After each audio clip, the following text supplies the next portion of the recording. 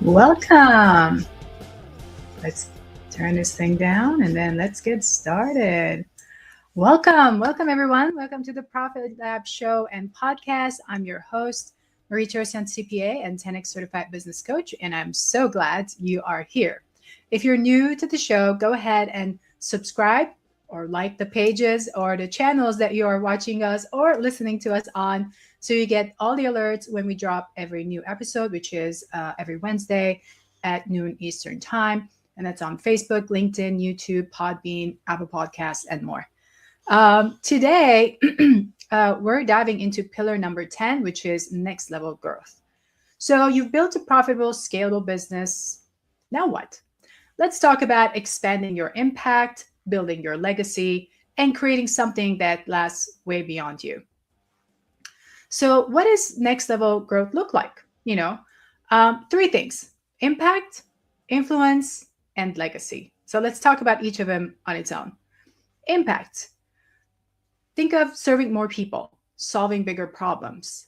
If I were to give you an example, think of an agency that stops doing random one-off projects and builds a repeatable growth sprint offer that helps 50 of their clients get measurable results within the year.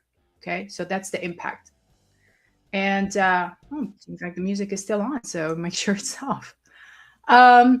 Second one is influence. Think of becoming a thought leader in your industry. Does everyone know you as a thought leader in your industry?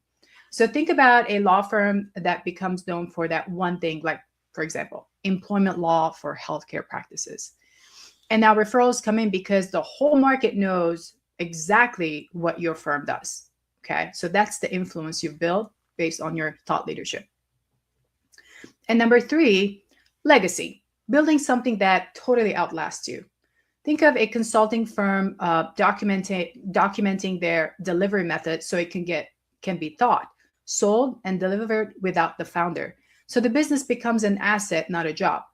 An example is like an IP, right? Or a specific process. And we've mentioned before, one of the things that builds so much value in a business when they're ready to sell is their SOPs and specific trainings or structure that they actually have, protected, right? So that becomes an asset in the business. So to group all of this, impact is what you do. Influence is who knows that you do it. And legacy is what remains when you're no longer doing it yourself. Okay. Now I want to get into the three paths to the next level growth. Okay. The first path is going deeper. Think of serving your existing clients at a much higher level, adding more premium services, and creating more transformation and increasing that retention of those group of clients. So again, I'm going to give you some examples here because, this is not about, philosophy. This is all about actionable, takeaways from every single episode. So here's an example. Think of an agency adding a quarterly strategy plus reporting, retainer to existing clients. So something that it becomes a higher level service, for example, a premium service. A CPA firm adding monthly advisory services and then tracking that KPI in the review. Okay, additional things that you're offering to your current existing clients. An IT company can, add security monitoring and quality risk review. A consultant adding implementation support instead of just strategy only. So when we're thinking about going deeper, path number one, quick checklist, think of these questions to kind of jot down how you can go deeper. what do my best clients need next? So if you have a, say 5, 10 clients, okay, where are they at in their client journey? What are the services that they're doing? And what could be the next thing that they should do with you? Question number 2, what would make them stay more than 12 months? And what's the premium version of what you already do for them? So maybe it's something that you're doing that you can expand it a little bit more and becomes more of a premium version of what they're already getting from you. Okay, so now let's get into path number 2. And this one, instead of going deeper, you're going wider. This is expanding your reach. Let's say going into new markets, new industry, new geography, and scaling your impact more horizontally. So again, with an example, let's say a local firm expands nationally with a remote delivery model. One of the things I decided to do very early on when I started my consulting, then my accounting firm, is that I always wanted to be virtual. So before COVID shutdowns, before everybody was required to be on Zoom all the time, that was exactly my model. I did not want to be tied up to the desk. I did not want to be showing up at clients' offices all the time. And I wanted to be able to deliver everything virtually. And so that was one of my decisions very early on, and I continue to do that. A B2C service, let's say, adds a B2B package or vice versa. Again, depends on what kind of business you're in. Say a niche provider adds a second niche that shares the same pain. For example, for agencies, consultants, dentists, and chiropractors. So this is a way you expand, and then you create like a referral. So going wider without systems breaks businesses. So only go wider if the delivery is stable, right? I have a mentee that she's in longevity, in the area of longevity business. And one of the things she does is when people sign up with her, they have the family practice doctor, but they also have all the other professional providers of, let's say, dentist, chiropractor. And that's one of the reasons I put that note there. So when the person joins with them, they get access to all of the other ones as well. So it's a higher level package and it's a wider network. Okay, path number 3, go higher, move upstream. So serve bigger clients, solve bigger problems, charge premium prices, and then elevate your positioning. So what does that look like? So for example, getting bigger buyers. You go from working with, let's say, solo entrepreneurs or small teams to maybe slightly bigger firms, right? If you're working with firms that only have, let's say, 5 employees, you decide to expand into, companies that have 20 plus employees. So that's like going upward, right? Going higher, solving bigger problems. So for example, you stop solving tasks and start solving higher stake business problems, say profitability, risk, growth, additional capacity. So you're solving a lot bigger problems than just like random tasks as part of the program that you have. Higher standards, maybe you decide to have fewer clients and do much deeper work with very clear boundaries instead of more clients. So that's usually a tough one to do, but it's totally doable. A lot of times you might have clients that are maybe dragging you down, and maybe they're too small, and so they drag you down.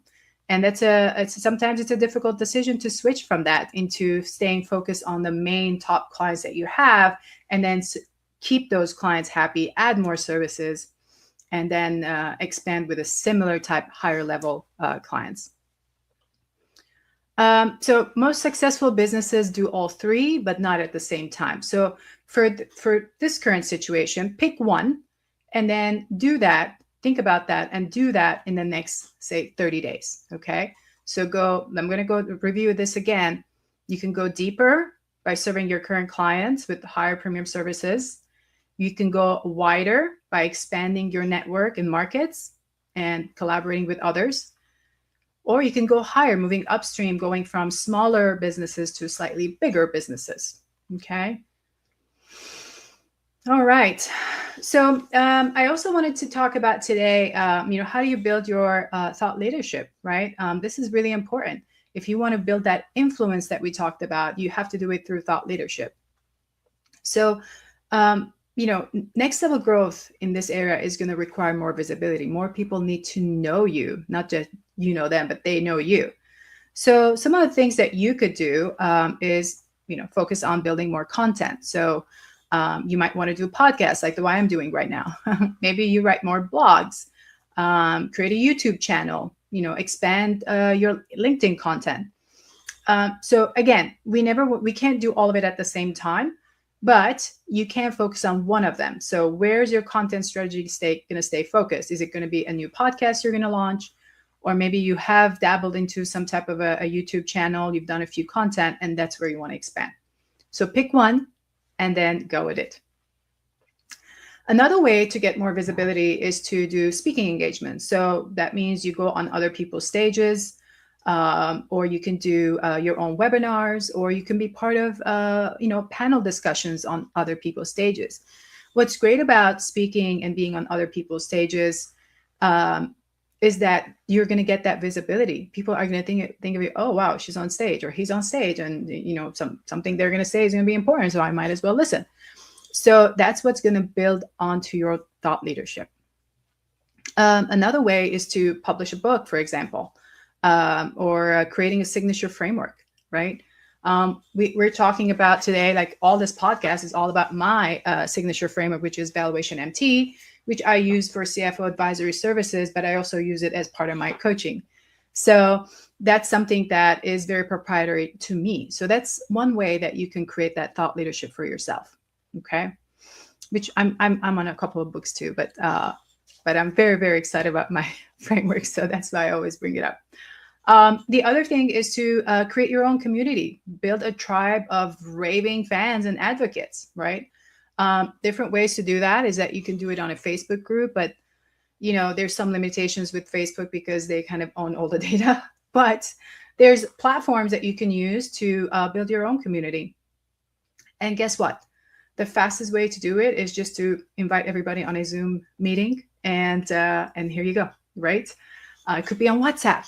It could be anything. So don't let the technicalities of building any of these strategies stop you. Don't think about the technicalities. Think about which is the one that I like and I would love to do, and then commit to doing it, then figure the rest out later.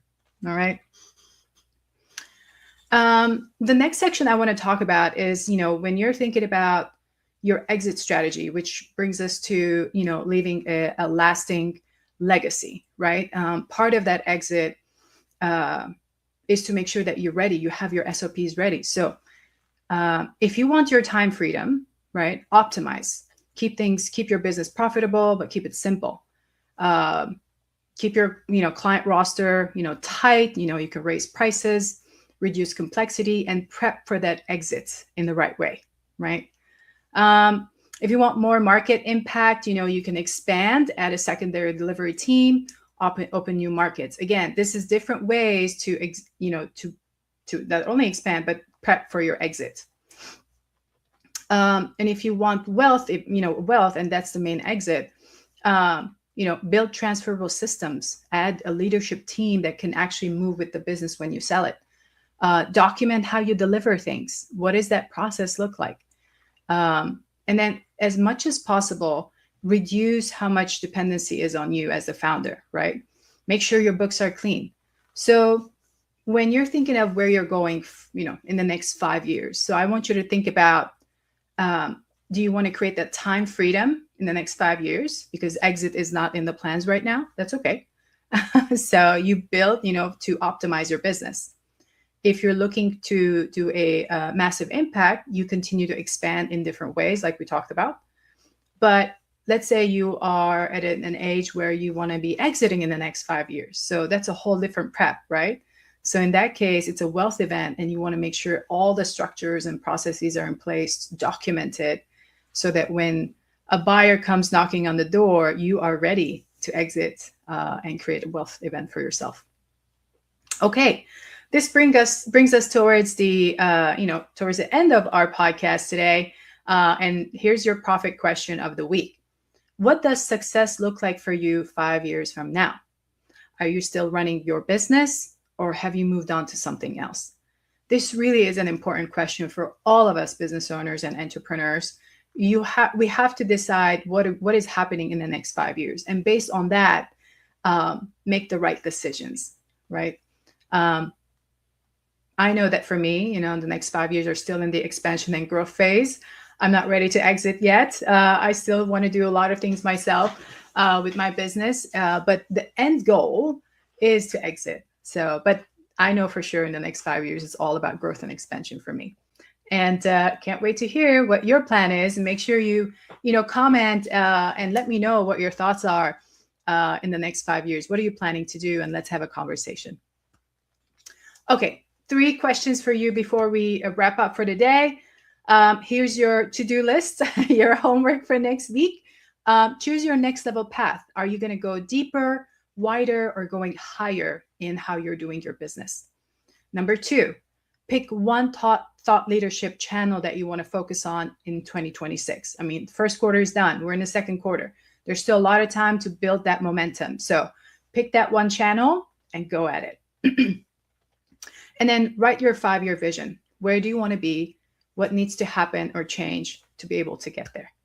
All right. And that brings us to the close. Next week, we are wrapping up with a special episode on 10x mindset and how to sustain a long-term growth without the burning out. And with that, see you next week.